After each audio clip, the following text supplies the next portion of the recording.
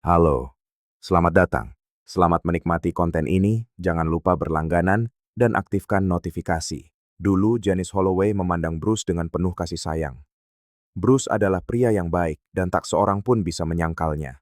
Ia pekerja keras, setia, seorang suami yang selalu hadir dan berusaha menjaga rumah tetap teratur serta kehidupan mereka berjalan dalam rutinitas yang nyaman. Hampir setiap malam, ia akan menyiapkan teh yang disukai Janice sebelum tidur. Ia mengingat detail-detail kecil, tanggal-tanggal penting, bahkan selalu memuji rambut Janice meskipun Janice sendiri tidak melihat ada yang istimewa di cermin. Namun seiring berjalannya waktu, apa yang dulu memesona kini terasa terlalu mudah ditebak. Janice mendapati dirinya menengok ke masa lalu dengan kerinduan yang sunyi. Ia teringat pertemuan pertama mereka, panggilan telepon yang membuat mereka terjaga semalaman, pesan-pesan penuh gairah, dan ciuman-ciuman curian di jalanan. Pernikahan mereka, yang kokoh dan penuh hormat, telah berubah menjadi serangkaian tugas dan kewajiban. Makan malam, televisi, tagihan, belanja bulanan, janji temu dokter, rencana pensiun. Bruce tidak pernah berubah terhadapnya, tetapi Janice merasa ada sesuatu di dalam dirinya yang telah berubah, sesuatu yang tidak bisa ia jelaskan. Seolah sebagian dari dirinya telah tertidur selama bertahun-tahun dan tiba-tiba mulai terbangun, menuntut perhatian, berdetak kencang seperti jantung yang terlupakan. Semuanya dimulai perlahan. Awalnya hanya pikiran-pikiran yang berserakan, lalu perbandingan-perbandingan yang tak terhindarkan. Ia melihat pasangan-pasangan muda di jalan dan berpikir betapa berbedanya keadaan mereka dulu. Kemudian muncul rasa penasaran. Apakah ia masih diinginkan? Masih diperhatikan? Masih mampu memicu ketertarikan pada seseorang yang tidak tahu seluruh ceritanya, yang tidak melihatnya hanya sebagai seorang istri atau ibu? Pertanyaan-pertanyaan ini tidak lama bersemayam di kepalanya, tetapi selalu kembali pada saat-saat tertentu, seperti ketika ia bercermin sebelum berangkat kerja atau saat menerima pujian tak terduga dari seseorang yang ia kenal. Saat perjalanan dinaslah semuanya benar-benar dimulai. Janice menghadiri sebuah konferensi di Denver, dan saat makan siang, ia duduk di sebelah seorang kolega dari cabang lain yang beberapa tahun lebih muda. Pria itu memulai percakapan, memuji kalungnya, mengomentari selera berpakaiannya yang bagus. Percakapan mereka mengalir, anggur membantu mencairkan suasana, dan pada akhir malam itu, Janice menerima ajakannya untuk pergi ke bar hotel. Tidak ada yang terjadi hari itu, tetapi perasaan dilihat kembali. Perasaan memicu rasa penasaran pada seseorang. Sudah cukup untuk membuatnya mulai mengirim pesan kepada pria itu beberapa hari kemudian. Tak lama, keduanya bertemu lagi. Kali ini, tidak ada keraguan. Janice merasa hidup kembali. Begitulah ia menggambarkannya pada dirinya sendiri sambil menyembunyikan pesan, menghapus riwayat panggilan, dan mengubah kata sandi di ponselnya. Rasa bersalah tentu saja datang, tetapi terkubur oleh pembenaran internal. Ini hanya sesaat. Kesalahan sekali saja tidak akan mengubah perasaannya pada Bruce. Ia percaya akan hal itu. Percaya bahwa cinta dan pengkhianatan bisa hidup berdampingan, bahwa hasrat akan hal baru adalah manusiawi, dan bahwa ia pantas mendapatkannya setelah bertahun-tahun mengabdi pada orang yang sama, pada kehidupan yang sama. Pengalaman pertama itu menjadi pintu masuk. Segera menyusul percakapan-percakapan lain, pertemuan-pertemuan lain, nama-nama lain. Ia menciptakan strategi untuk menyelipkan pertemuan itu ke dalam jadwalnya, menggunakan rapat mendadak sebagai alasan, mengarang acara perusahaan, dan berpura-pura lelah untuk membenarkan ketidakhadirannya. Bruce tidak pernah curiga. Ia tetap menjadi pria yang sama seperti biasanya, baik hati, suka menolong, dan sepenuhnya mempercayai wanita yang telah berbagi hidup dengannya selama hampir 3 dekade. Dan hal ini, secara paradoks, membuat Janice merasa semakin tercekik. Semakin baik Bruce memperlakukannya, semakin ia mempertanyakan apa yang sedang ia lakukan. Tetapi itu hanya berlangsung sesaat. Setelah itu, ia menyerah pada gagasan bahwa ia perlu merasakan lebih banyak, hidup lebih banyak, terhubung kembali dengan bagian dirinya yang telah terlupakan di antara panci, tagihan, dan rutinitas yang sunyi. Suatu hari saat keluar dari sebuah pertemuan dengan seorang pria yang ia kenal di sebuah acara networking, ia melewati sebuah taman dan melihat sepasang lansia duduk di bangku. Sang pria menggenggam tangan istrinya dengan lembut, seolah itu adalah hal paling berharga di dunia. Pemandangan itu menggoyahkan batinnya, karena untuk sesaat, Janice melihat dirinya dan Bruce dalam pasangan itu, melihat apa yang sedang mereka bangun, dan apa yang sedang mereka hilangkan. Tapi ia menggelengkan kepala dan menepis pikiran itu, meyakinkan dirinya bahwa ia masih muda, bahwa ia masih punya waktu, bahwa semua ini belum final. Beberapa hari berikutnya, ia bertemu dengan seorang guru sastra, lalu seorang duda baik hati dari Chicago yang sering bepergian untuk urusan pekerjaan. Setiap wajah baru membawa kegembiraan sesaat, gelombang adrenalin yang mengisi ruang-ruang kosong yang enggan ia hadapi. Polanya selalu sama, percakapan, rasa penasaran, pujian, pertemuan, rahasia. Pola itu terus berulang, tetapi ia berpura-pura seolah semuanya baru. Ketika seseorang mulai terlalu terikat, ia akan menjauh.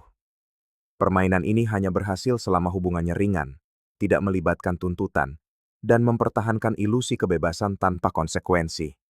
Janice percaya ia memegang kendali, bahwa ia tidak akan pernah membiarkan kehidupan gandanya terbongkar, bahwa apa yang ia lakukan di balik pintu tertutup dengan pria lain tidak ada hubungannya secara langsung dengan cinta yang ia klaim rasakan untuk Bruce. Tapi apa yang tidak ia ketahui, atau pura-pura tidak ia ketahui, adalah bahwa setiap kebohongan, cepat atau lambat, akan kehilangan kekuatannya di hadapan kebenaran. Dan istana yang dibangun di atas fondasi kebohongan tidak akan bertahan dari gelombang pengungkapan pertama. Ia pulang ke rumah, makan malam dengan Bruce, menonton acara yang sama, mendengarkan cerita-cerita tentang pekerjaannya.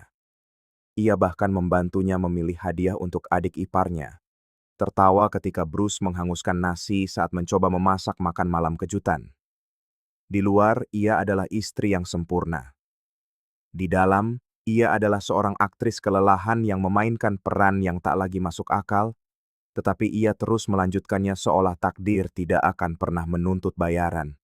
Seolah permainan itu memiliki aturan aman yang jelas dan abadi, seolah mungkin untuk hidup di antara dua dunia tanpa jatuh di tengah jalan.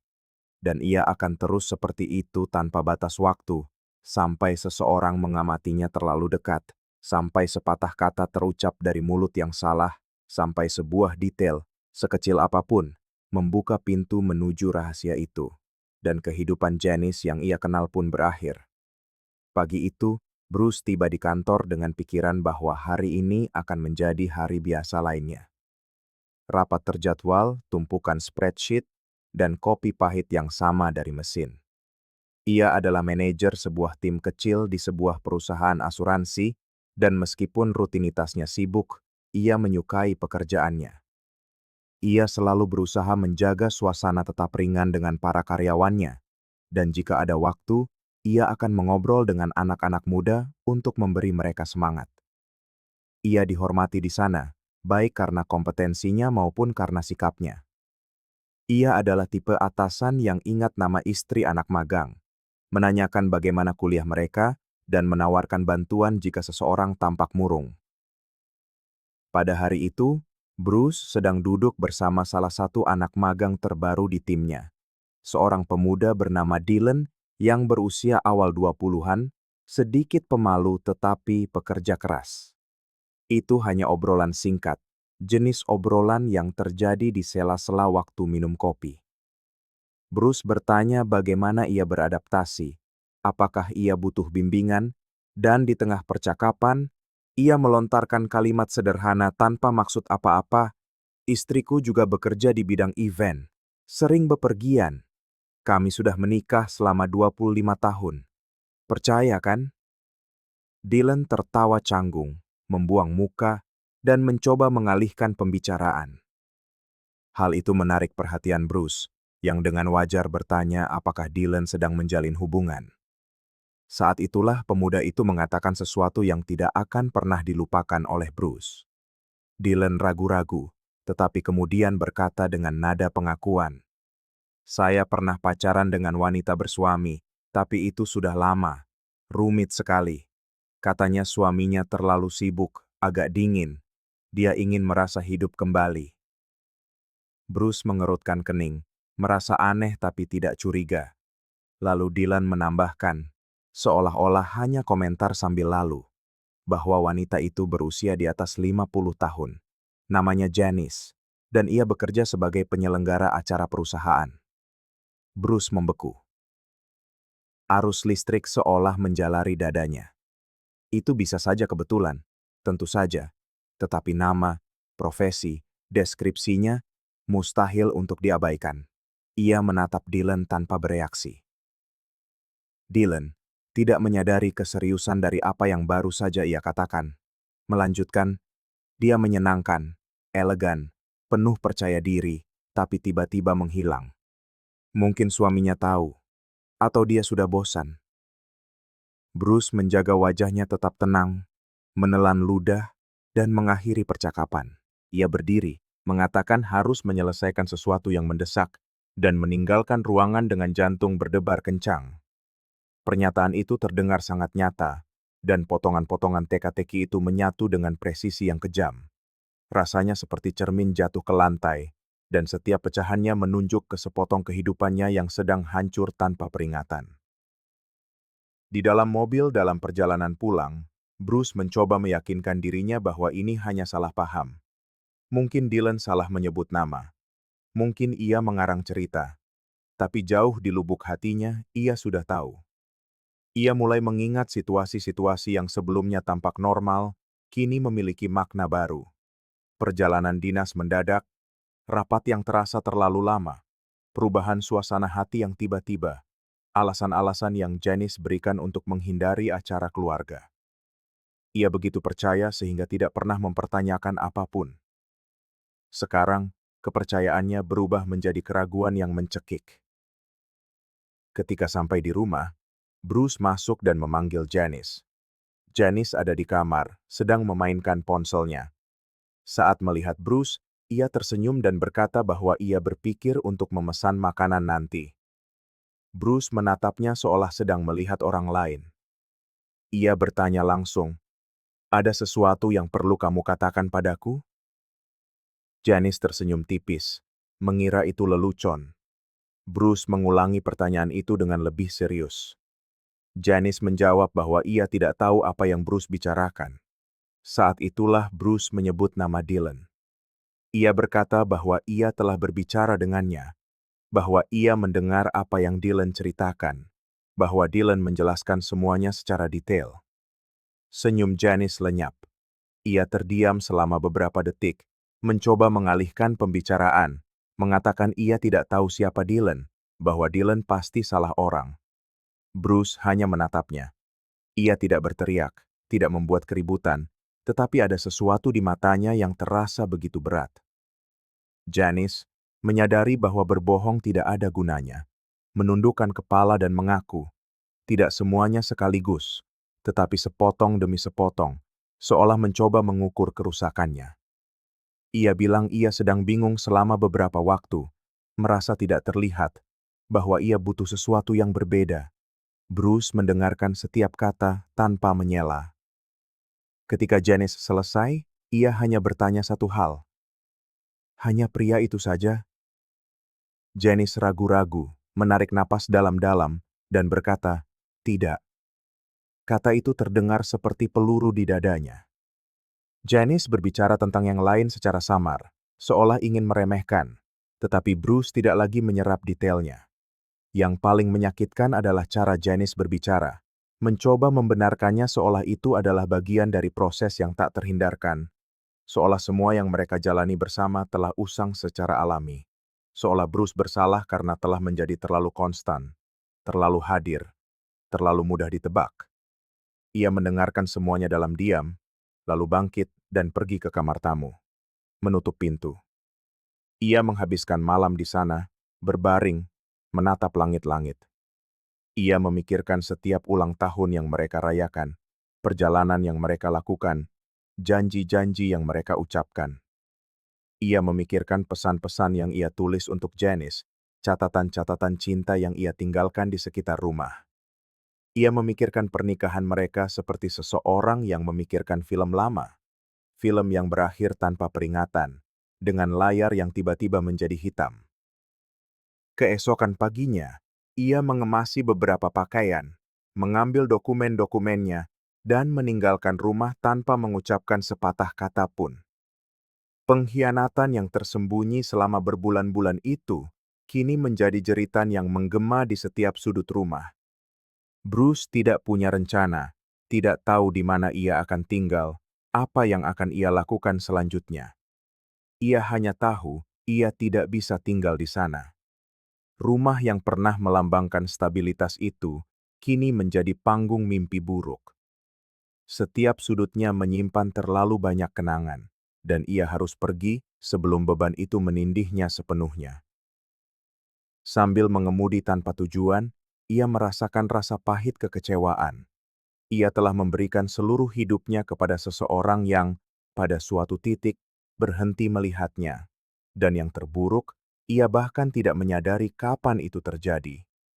Bruce menghabiskan beberapa hari pertama di sebuah hotel sederhana. Ia tidak bisa tidur nyenyak, makan sedikit, dan menghindari panggilan telepon.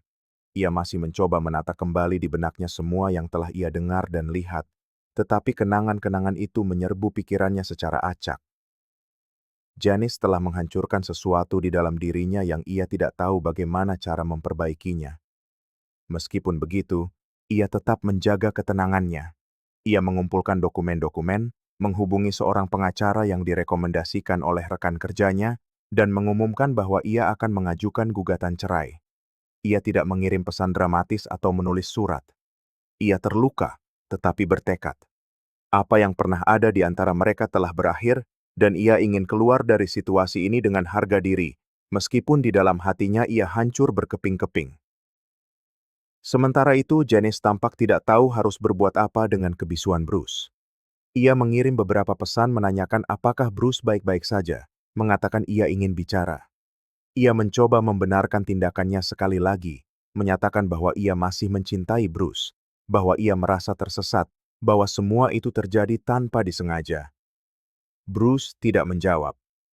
Setelah seminggu, Janice berhenti mencoba, menyadari bahwa Bruce tidak akan kembali.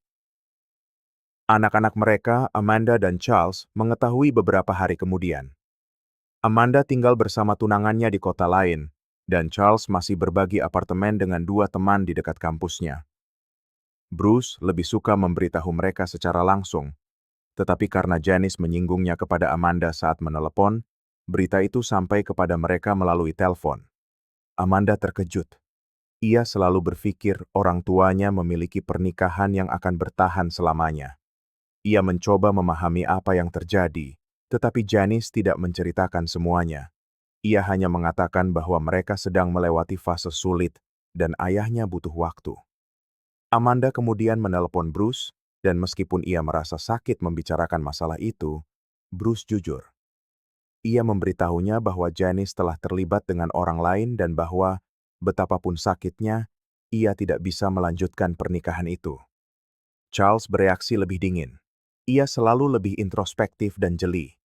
Ia mengirim pesan singkat kepada Bruce, mengatakan bahwa ia ada di pihaknya. Kemudian, ia menelepon ibunya. Percakapan mereka terasa kaku. Ia tidak mengatakan ia membenci ibunya, tetapi ia memperjelas bahwa ia kecewa. Ia berkata bahwa ibunya telah menghancurkan citra yang ia bawa sejak kecil. Janice mencoba berargumen bahwa semuanya tidak sesederhana itu, tetapi Charles mengakhiri panggilan. Setelah itu, ia tidak berbicara dengan ibunya selama berminggu-minggu. Keputusan tentang rumah dibuat di awal proses perpisahan. Janice memberitahu pengacaranya bahwa ia ingin tetap tinggal di sana dan bersedia membeli bagian Bruce atas properti itu. Ia tahu Bruce tidak ingin mempertahankan hubungan apapun dengan tempat itu, dan ia benar. Bruce setuju, hanya meminta harga yang wajar untuk bagiannya, dan tidak ingin melibatkan negosiasi emosional apapun. Ia hanya ingin menyelesaikan semuanya dengan cepat dan bersih. Pengacaranya menyarankan kesepakatan yang lebih seimbang, di mana keduanya tetap memiliki hak atas properti untuk sementara waktu, tetapi Janice menolak. Ia ingin menyelesaikannya dengan cepat dan menghindari rasa malu. Ia membayar bagian Bruce dengan sebagian tabungan mereka, mempertahankan rumah dan mobilnya. Bruce hanya mengambil kendaraannya sendiri, beberapa barang pribadi, dan perabotan dari kamar tamu lama yang ia bongkar sendiri dan masukkan ke dalam bagasi. Tidak ada pertengkaran, perdebatan, atau tawar-menawar. Itu hanyalah akhir dari sesuatu yang sudah hancur. Bruce bertindak dengan tenang, tetapi di dalam hatinya ia membawa beban 25 tahun yang telah berubah menjadi kenangan. Dan Janice, meskipun ia tetap memiliki rumah itu, merasa bahwa yang pergi dengan lebih banyak martabat adalah Bruce. Hari penandatanganan surat-surat itu berlangsung dalam keheningan. Keduanya didampingi pengacara masing-masing, duduk berdampingan tanpa bertukar kata. Aneh rasanya melihat wajah-wajah yang begitu akrab bersikap seperti orang asing. Selama hampir 3 dekade, mereka berbagi segalanya, dan sekarang mereka bahkan hampir tidak bisa saling menatap. Ketika hakim mengesahkan perceraian, Bruce hanya menandatangani dan pergi. Janice tetap di ruangan itu beberapa menit lebih lama, seolah mengharapkan sesuatu akan berubah, seolah berharap mendengar kalimat yang berbeda dari Bruce. Tapi tidak ada lagi yang bisa dikatakan. Bruce menyewa sebuah apartemen kecil beberapa kilometer dari tempat kerjanya. Ia meletakkan sebuah meja, tempat tidur, dan beberapa foto anak-anaknya. Bingkai foto yang berisi gambar-gambarnya bersama Janice, ia masukkan ke dalam sebuah kotak di dasar lemari. Rasa sakit itu masih ada, tetapi ia perlu menciptakan rutinitas baru. Di akhir pekan, ia mulai mengikuti kegiatan mendaki, kelas memasak, dan kelompok aktivitas luar ruangan. Ia perlu tetap sibuk, menjaga pikirannya tetap aktif. Dalam salah satu acara jalan santai itu, ia bertemu Cynthia, seorang wanita yang tampak sama lelahnya oleh pengalaman seperti dirinya. Cynthia adalah seorang perawat, bercerai 2 tahun lalu, dan membawa bekas luka emosional yang sama di matanya seperti yang Bruce miliki di dadanya. Mereka mulai berbicara tentang hal-hal sepele, lalu beralih ke kisah-kisah tentang kebangkitan, kekecewaan, dan awal yang baru yang dipaksakan. Cynthia bercerita bahwa ia mengetahui perselingkuhan suaminya setelah melihat foto suaminya dengan wanita lain di profil gym seorang rekan kerja. Ia berkata, ia menangis berhari-hari sampai suatu hari ia memutuskan untuk meninggalkan rumah, pindah ke kota baru, dan mencoba sesuatu yang baru. Bruce mendengarkan dengan saksama, dan untuk pertama kalinya dalam berbulan-bulan, ia merasa berada di hadapan seseorang yang memahaminya tanpa menghakimi. Pertemuan mereka menjadi sering. Mereka makan siang bersama pada hari Minggu, bertukar buku, berbelanja bahan makanan bersama seperti pasangan normal. Bruce masih membawa sisa-sisa masa lalu, tetapi bersama Cynthia, beban itu terasa lebih ringan. Keduanya mulai membangun kembali hidup mereka berdampingan, tanpa terburu-buru, tanpa ekspektasi yang dipaksakan. Bruce mendapati dirinya tertawa lagi, membuat rencana, dan membuka diri pada kemungkinan-kemungkinan baru. Sementara itu, Janice tetap tinggal di rumah tempat mereka hidup bertahun-tahun, kini sendirian.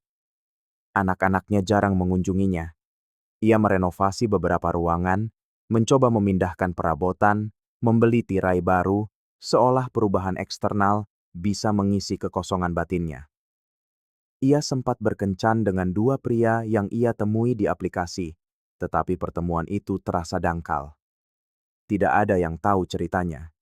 Tidak ada yang pernah hidup cukup lama dengannya untuk tahu siapa dirinya sebenarnya.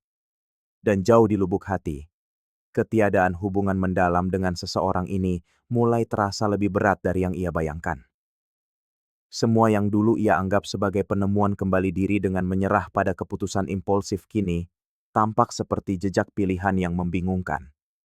Janice tidak mengatakannya dengan lantang, tetapi di dalam hatinya, penyesalan tumbuh, perasaan yang sulit diakui.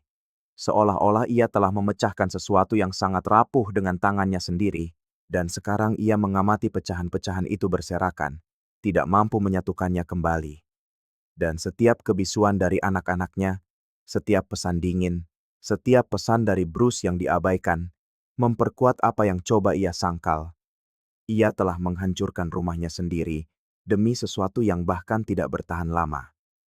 Bruce, di sisi lain, menemukan nilai dari kelegaan. Untuk pertama kalinya dalam waktu yang lama, ia merasa bahwa ia dilihat sebagai pribadi yang utuh dan layak dicintai, bukan karena ia sempurna, tetapi karena ia telah bertahan. Dan perlahan, luka yang dibuka oleh pengkhianatan itu mulai sembuh dengan kehadiran konstan seseorang yang, seperti dirinya, tahu bagaimana rasanya memulai dari awal. Janice menghabiskan bulan-bulan pertama setelah perceraian dalam keadaan yang ia sendiri tidak bisa definisikan. Ia tidak sedih sepanjang waktu, juga tidak bahagia. Ia merasakan sesuatu yang lebih dekat dengan kekosongan yang terselubung. Rumah itu terasa terlalu besar, terlalu sunyi. Ia mencoba mengisi keheningan itu dengan renovasi, mengubah perabotan, mengecat ulang ruang tamu, membeli lukisan-lukisan baru, seolah dengan mengubah ruang fisik, ia bisa menipu pikirannya dan berpura-pura bahwa ini adalah babak baru. Ia pergi makan malam beberapa kali, berhubungan kembali dengan teman-teman lama, bergabung dengan aplikasi kencan, dan mulai mengobrol dengan beberapa pria. Itu adalah caranya untuk mengatakan pada dirinya sendiri bahwa ia masih hidup, bahwa ia tidak kehilangan pesonanya, bahwa ia masih diinginkan. Pada awalnya, percakapan mengalir begitu saja. Pujian dan janji-janji manis terucap dengan mudahnya. Ia bertemu seorang duda dan berkencan dengannya 2 kali. Pria itu memang menyenangkan dan humoris, tetapi semua yang diucapkannya terasa hampa, tanpa makna. Setelah itu, ada seorang agen properti yang lebih banyak bicara daripada mendengar, disusul seorang pengusaha yang tak henti-hentinya membahas mantan istri dan tunjangan nafkahnya. Tak seorang pun dari mereka mampu mengingatkannya pada Bruce. Bukannya ia mencari seseorang yang sama persis seperti Bruce, tetapi semua pria itu terasa kosong di dalam. Perasaan terjebak dalam kencan-kencan mekanis dengan orang-orang asing yang tak peduli siapa dirinya yang sebenarnya, mulai membebani hatinya. Meski begitu, ia terus mencoba. Takut jika berhenti ia akan merasa semakin sendirian. Suatu akhir pekan, ia pergi seorang diri ke kota terdekat, memesan kamar hotel, berjalan-jalan layaknya turis, dan mengambil beberapa foto untuk diunggah ke media sosial. Ia berusaha menunjukkan pada dunia, dan terutama pada dirinya sendiri, bahwa ia baik-baik saja, bahwa ia adalah wanita yang mandiri, bebas, dan penuh dengan kemungkinan baru. Malamnya, saat makan malam sendirian di sebuah restoran, ia melihat sepasang suami istri lanjut usia saling tersenyum dengan keakraban yang begitu erat dan tak terpatahkan. Sang suami memotongkan steak untuk istrinya, seolah itu adalah sebuah gerakan alami yang biasa mereka lakukan setiap hari. Janice berpura-pura tidak terpengaruh, tetapi sesampainya di hotel, ia menangis tanpa henti selama 2 jam. Itu adalah kali pertama ia menangisi Bruce sejak pria itu pergi dari rumah. Malam itu, sebuah kesadaran menghantamnya dengan keras. Ia telah kehilangan seseorang yang tulus mencintainya dan menukarnya dengan janji-janji hampa, dengan momen-momen sesaat yang tak meninggalkan jejak apapun. Suatu malam, saat berbincang dengan Pamela Griggs, seorang teman lama dari sekolah yang hubungannya masih terjalin baik, Janice mencurahkan isi hatinya. Ia berkata bahwa ia mengira sedang menemukan kembali hidupnya, tetapi kini ia sadar bahwa ia justru telah menjauh dari satu-satunya hal yang paling berarti. Ia merindukan kehadiran seseorang untuk berbagi kebahagiaan-kebahagiaan kecil, merindukan suara tawa dari kamar sebelah, dan merindukan seseorang yang khawatir apakah ia sudah tiba di rumah dengan selamat. Ia mengakui, Bruce memang tidak sempurna, tetapi pria itu tulus. Pamela mendengarkan dalam diam. Lalu ia menggenggam tangan Janice dan mengucapkan kalimat sederhana. Kita baru menyadari betapa berharganya sebuah pijakan yang stabil saat tanah di bawah kaki kita menghilang. Kalimat itu terus terngiang-ngiang di kepala Janice selama berhari-hari.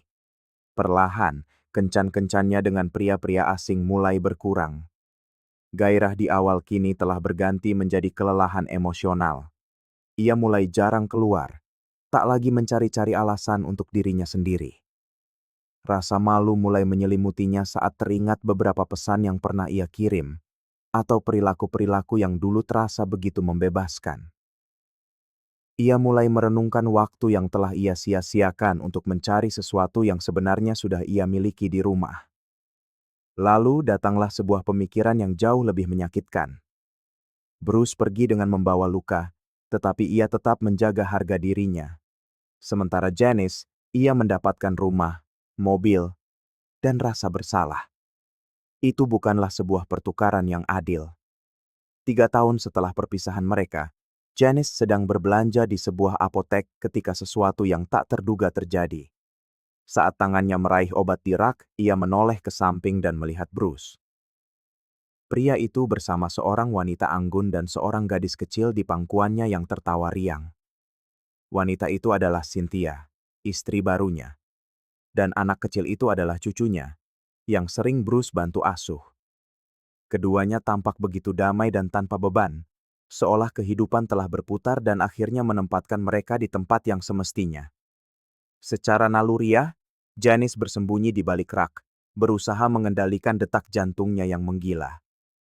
Ia pikir ia sudah siap melihat Bruce bersama orang lain, tetapi pemandangan itu meremukkan hatinya. Melihat senyum Bruce, caranya yang begitu ringan menggendong sang cucu, dan cara Cynthia menyentuh lengannya dengan penuh kasih sayang. Semua itu adalah potret sebuah kehidupan yang telah ia sia-siakan. Bruce melihatnya, lalu mengangguk sopan. Janice memberanikan diri mendekat dan mencoba memulai percakapan, mengatakan betapa terkejutnya ia bertemu Bruce di sana. Bruce menanggapinya dengan sopan, tetapi tanpa antusiasme sedikit pun. Ia hanya berkata, "Semoga kamu baik-baik saja." Lalu kembali memusatkan perhatiannya pada Cynthia. Janice terpaku selama beberapa detik, tak tahu harus berkata apa. Kalimat singkat dan lugas itu seolah menjelaskan segalanya. Tak ada kemarahan di sana, tetapi juga tak ada lagi ruang untuknya. Seolah Bruce telah menutup rapat bab manapun di mana Janice mungkin masih mencoba untuk hadir. Terima kasih telah menyimak cerita ini. Jika Anda menyukainya, jangan lupa untuk berlangganan dan aktifkan lonceng notifikasi agar tidak ketinggalan cerita-cerita kami selanjutnya. Sampai jumpa.